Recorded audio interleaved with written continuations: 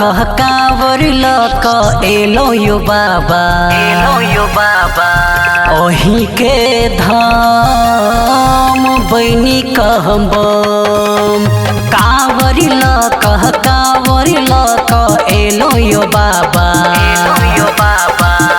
ओही के धाम बनी कहबम। एलो ओही के दुआरी खोलने के बारी सुनियो हम दुखरायो शंभु जटाधारी। कांवर लक एलो यो बाबा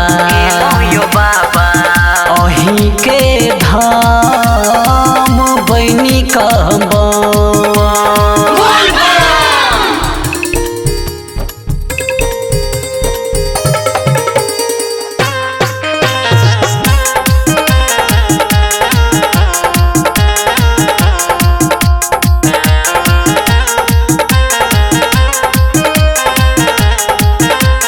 गाजा में भांग बसई चीलम में चारू धाम यो।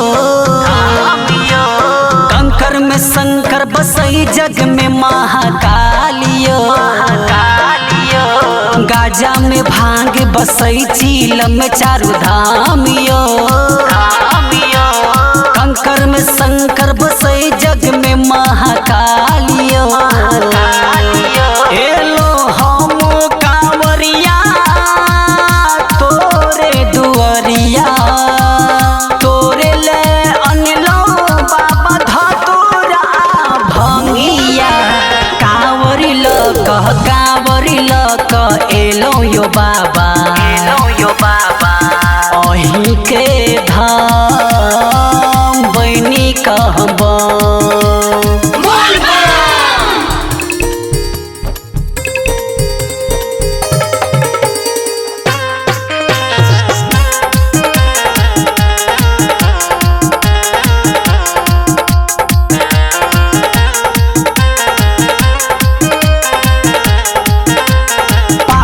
चहले कहते दूरे नगरिया यो।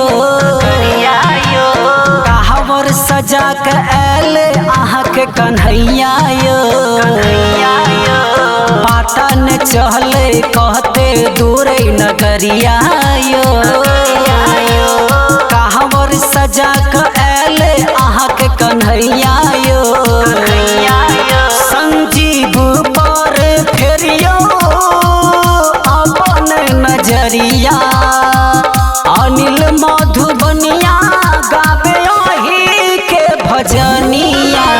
कांवर लक एलो यो बाबा ओही के धाम बनी कहबम।